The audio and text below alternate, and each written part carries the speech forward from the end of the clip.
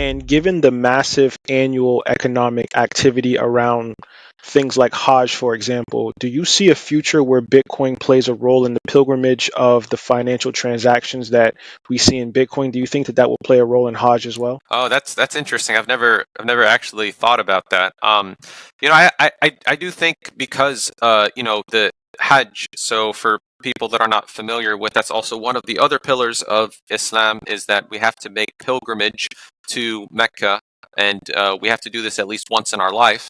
So whenever it's like the Hajj season, you see like Muslims from all over the world coming to this one place, and they're doing pilgrimage, and it's a great view. I've never actually done it before, but I like to watch like the broadcast that Saudi Arabia does whenever that happens because I think it's just really cool.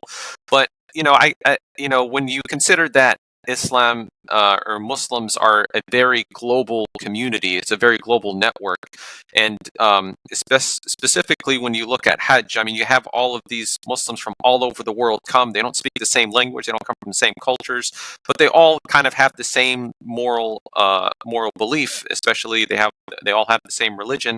I think it makes sense that if you're going to coordinate the Muslims economically in any way, or if you're going to have them especially come for Hajj, I think it makes sense for all of them to be able to communicate value on a shared global decentralized ledger, rather than having all of these people coming from all over the world are going to now have to exchange their currency for the local currency, and then they're going to have to exchange it back. I mean, that works obviously, but I feel like because you're inherently dealing with an institution that's inherently global, in that you have to coordinate, that Muslims all over the world have to do this one thing, in Mecca. I think it makes sense to me whenever we're on a Bitcoin standard. I think that's going to help kind of streamline that process even better, because you have Muslims that are now finally able to, we may not be able to speak the same language, but we can speak the same language of value of Bitcoin. And I think that has a lot of other implications, because like if you have like this global Muslim network, it makes sense to not have all of these different fiat currencies competing with each other. It just introduces a lot of friction within the global Muslim community.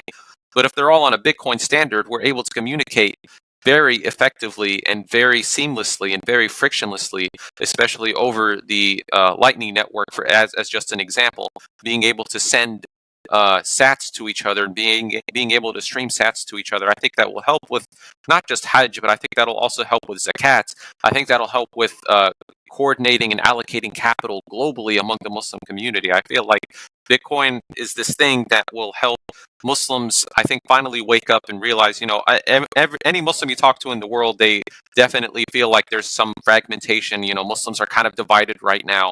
But I feel like Bitcoin is one of those things that's not going to fix it completely, but I feel like will get us in the right direction for all the Muslims in the world to be able to coordinate globally, especially economically.